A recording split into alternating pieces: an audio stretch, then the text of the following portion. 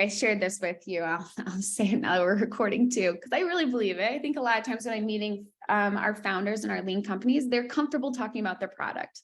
And so a lot of times I have to convince them they don't care yet about who you are. They need to first understand what it is you do and how it serves them. So it's you are last, like this, they are first, the solution and the program essentially, or whatever your offering is such an afterthought. They first need to even identify, is this a problem I have? Is it one worth fixing? What are other people doing that I've already solved this? And is now the time? So I have a pretty foundational like content themes that we follow when we kick off clients.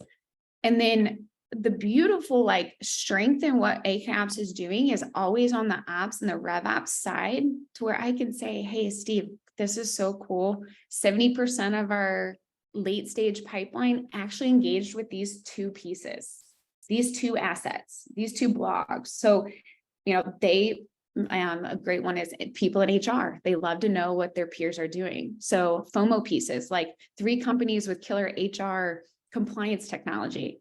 That is a highly engaged piece for a client of mine's pipeline. And then that informs our strategy back at the top of the funnel. So now I'm going to iterate on that theme and keep that theme alive and going, because I know it's converting well and supporting my pipeline. It's not all and only for marketing fluff and at bats. It helps convert and nurture too long term. So even though those folks may be in the pipeline before they come into the pipeline after they engage with content, the content's still relevant and serves the whole cycle. So to your philosophy too, it helps change these prospecting ideas or campaigns into just true sales conversations. And without it, truth, like I said before, sales is always going to be a lot harder. And I love the consultative nurture of serving first with those key content pieces.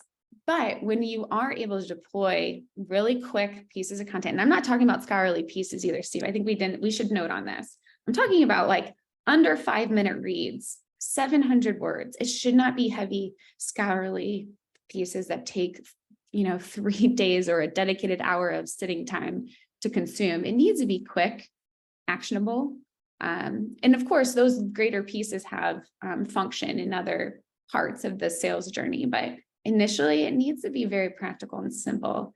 So like I said, I'm not naive to know that it isn't asked, but it needs to be a priority. And when it's not, you will feel it in the revenue you're able to attain for your goals.